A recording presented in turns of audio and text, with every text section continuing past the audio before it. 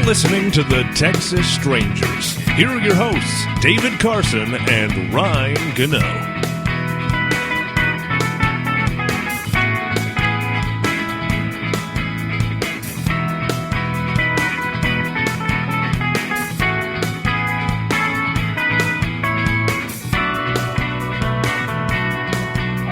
Back to the Texas Strangers. A little happy right now because Hugh Darvish has made, was it two great Double-A appearances in Frisco. Yeah, he's back tentatively. You know, everyone's still kind of making sure the injuries are repaired, and they're taking their time getting him back in. But he's looked good so far. Now, let me tell you a little story about my dealing with Hugh Darvish. In 2014, I was at KRLD, which is 105.3 The Fan here in Dallas, Texas, and I was interning there. And this was the year that, for Ranger fans, this was your worst year. I think you guys came in last place or second to last place. Who knows? Let's go ahead and erase that, what happened. But I was on the same rotation as Hugh Darvish. Every night that he pitched was my night to work at the radio station, which was absolutely a great thing to do because I saw a lot of good pitching. What really drove me nuts about Hugh Darvish that year was how he was managed, where he always had the inflammation in the elbow. I mean, the writing was on the wall right there mid-season that he needed Tommy John surgery, but they shut him down because they knew their season was they knew it was a loss. But they kept him going, and we had to wait till last year until he came out again. Like, no, he really has to have this Tommy John surgery now. So in my opinion, I think we've wasted 6 to 8 months. Where right now, Hugh Darvish could be pitching right now if they would have done it right then at 2014 when the inflammation really started. I mean, he was an unstoppable force on the mound, and one of the few good things before they shut him down that the Rangers had going for him. Right. You know? I mean, that was the highlight of their season. Right, and it was probably the best-selling nights in Texas Rangers of that really poor season. I watched him so much, I knew when he was going to throw that slow curveball. I'm like, here it comes. Boop. Every time. Do you think he will be the same pitcher post-Tommy Johns? I don't think he's going to be the same pitcher for the first couple outings. The reason why I say that is because it usually takes a year to recover from the Tommy John surgery.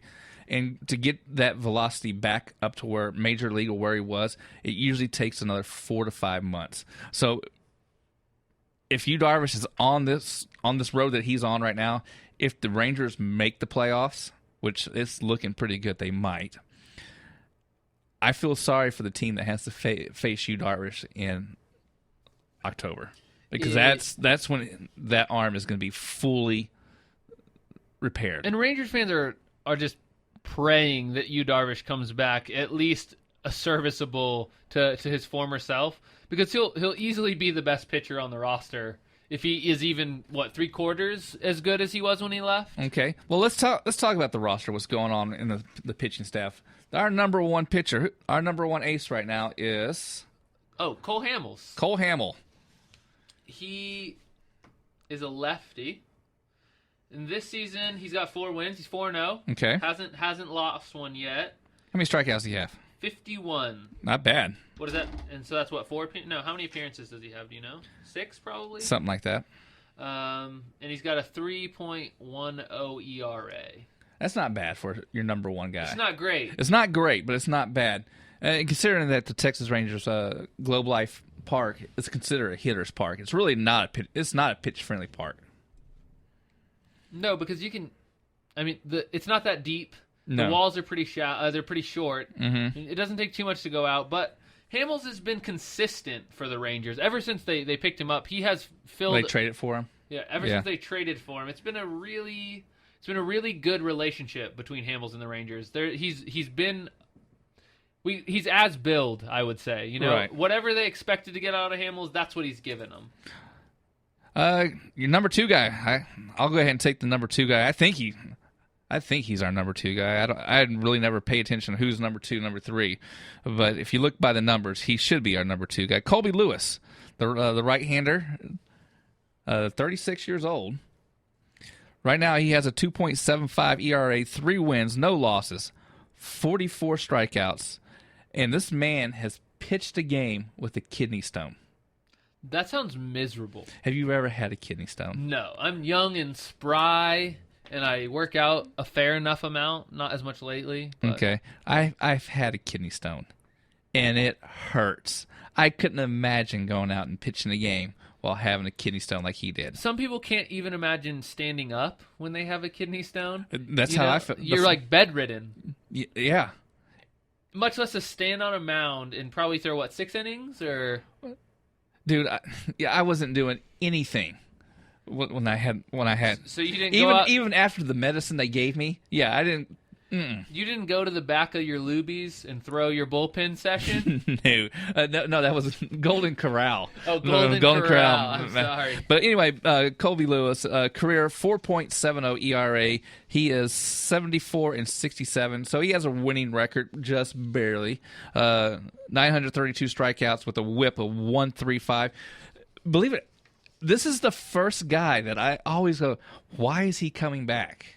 Why are we bringing this guy back? Well, guess what? He wins baseball games. That's the reason why he keeps coming back. Seems like a pretty decent reason. So, even though I tried to give him up several times, he just continues to come to the ballpark and perform. But again, he's not a guy who's doing it all. He's a guy who's doing enough. Doing enough just to get it done. And his post game interviews are hilarious. I think that's a Rangers pitching trait. There is another guy on the roster who tends to have some pretty funny things to say whenever he gets on the radio or in front of a television camera. Who could that be? The Derek Holland. Oh, the Dutch Oven. The Dutch Oven. What an interesting nickname. So Derek Holland is doing all right. Speaking of getting by. I hear the sarcasm in that voice right there. Well, his wins and losses and his ERA don't exactly go hand in hand. No, they don't. Okay, so he has 3 wins and 3 losses. That's serviceable. He's batting .500 right now. Pitching .500. You know what I mean? Yeah. And his ERA is 5.63. Yeah. I'm not a big Derek Holland fan. He's almost given up a touchdown. He's entertaining to the crowd. Fans love him. He's a lovable type of person, and I don't know how far that really gets you. So he had what injury did he have a few years ago? Well, supposedly it was a hockey. No, it wasn't a hockey injury. It was where he stepped over his dog and he injured his knee. I don't remember exactly what he injured, but... So this is his first full season back? He played partially last year? He played partially last year, and the previous season he went down also. Right. So he's been bugged by some injuries, and before then, he was doing great for the Rangers. You know what? I go back to the World Series. He should have pitched another game in the World Series because he was outstanding in the World Series against the Cardinals. Right. But ever since the injury, he's been even more inconsistent. You ain't lying. And so he doesn't have a great career ERA, 4.33. He's won more games than he's lost, though, 58-44. 744 strikeouts, 21 this season, and a 1.32 WHIP, which is actually where he makes up for his ERA. Right. So his WHIP is really solid. Right. And he's 29 years old. So usually right around 30 is when you're supposed to be hitting your mark of being able to recognize a batter and putting them down. It's fine. The Rangers' rotation is fine without Darvish. They're surviving. They're winning enough games. The problem is when you look at some of these playoff contending teams and you look at the lineups. Oh, we're getting ready to get into some of the softball pitchers coming up here. Well, when you look at some of these other teams and their pitching coming into the playoffs, Arrieta and Lester and Lackey. That's 1, 2, 3. Right. And your 1, 2, 3 is Hamels, Holland, and Colby Lewis. Not the most intimidating lineup. Not when you have Arrieta, Lester, Lackey, or Bumgardner and Scherzer, or Hey, last week we did the thing where we picked our own team. Right. Okay. Remember you took Bryce Harper?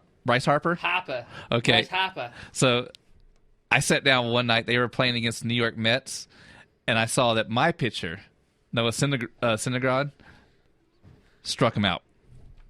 Not once, not twice, 3 times. You're out at the old ball game. So I just wanted to point that out. I saw that, and I took a mental note of it. Roster for roster, I'm still going to take my team. Well, it's not a problem. So we'll say this guy is the number... I'm going to really say he's probably like the number 4 pitcher. Martin Perez, 25-year-old. Was he 4 years of experience in baseball? So he's young. He's young. Okay. His ERA is 3.48. This year he is 1-4 with 31 strikeouts, but he is not a strikeout pitcher. But his whip. He's got more than Derek Holland does. How many does Derek have? 21. Okay. All right. So his whip is 1.34. His career numbers are ERA 4-10. Losing record of 19-23, 223 strikeouts with a whip of 1.39. So right now he's right on average with his whip. And this is a guy that's gonna. He's more of a control based type pitcher. He has to be hitting those corners and outside.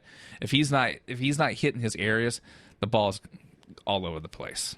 But he's still got some time to develop. When you compare him to a guy like Holland, he's Right. not. He's not at his pitching prime. This guy is one that's like, okay, if we got a better pitcher, he's going to go back down to AAA. He's going to go back down to Round Rock.